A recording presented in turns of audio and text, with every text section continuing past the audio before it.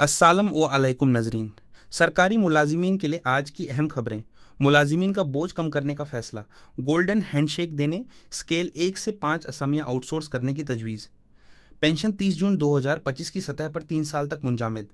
7% इजाफा पेंशन में जम नहीं होगा बल्कि एडहोक रिलीफ के तौर पर मिलेगा।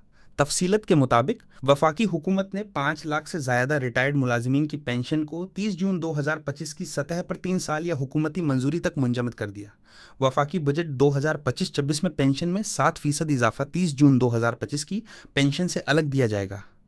वजारत एक खजाना के मुताबिक पेंशन में 7% इजाफा को पेंशन में जम नहीं किया जाएगा। हुकूमत की जनिब से बजट 2025-26 में पेंशन में 7% इजाफा एडहोक रिलीफ के तौर पर पेंशन के साथ दिया जाएगा।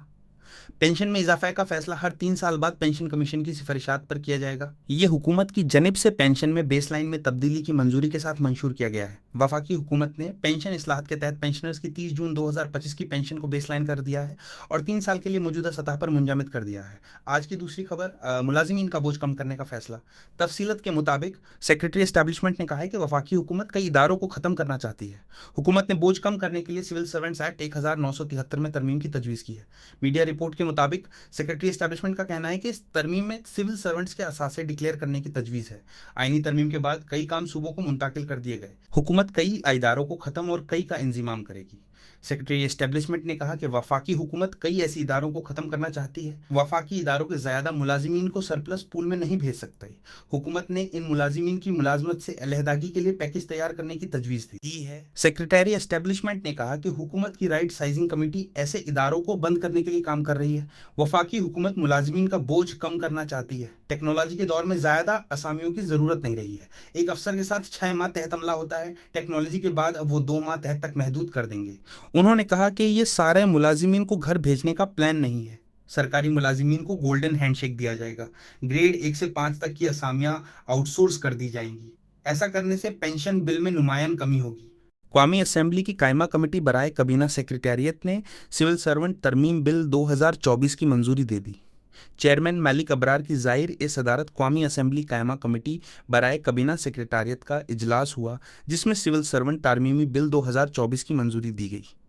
कायमा कमेटी ने national school of public policy तरमीमी बिल 2025 भी मंजूर कर लिया। कौमी असम्बली की कायमा कमेटी बराए कबीना सेक्रेटारियत के इजलास में हुकूमत ने वज़ह किया है कि रियासत अब मजीद सरकारी मुलाजमतें फराहम करने की पोजीशन में नहीं है। कौमी असम्बली की कायमा कमेटी बराए कबीना सेक्रेटारियत के इजलास में हुकूमत ने वज़ह कर दिया है कि रियासत अब मजीद सरकारी नौकरियां फराहम करने की पोजीशन में नहीं है और सरकारी इदारे बराए रास्त चलाने की पॉलिसी नाकाम हो चुकी है। अबरार अहमद की ज़ाहिर ए सदारत पार्लियामेंट हाउस में मुनाकिदा इजलास में सेक्रेटरी कबीना डिवीज़न ने ब्रीफिंग देते हुए बताया कि राइट साइजिंग पॉलिसी के तहत ब्यूरोक्रेसी के इख्तियारत महदूद किए जा रहे हैं, जबकि कई हुकूमती कंपनियां जो कारोबार कर रही हैं वो मुनाफा बख्श साबित नहीं हो रहीं।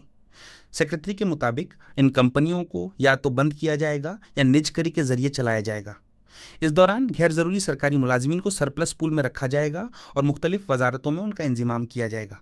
मजीद बड़ा आसान कारोबार बिल 2025 इंच भी इत्तेफाक राय से मंजूर कर लिया गया। अजय के लिए इतना ही।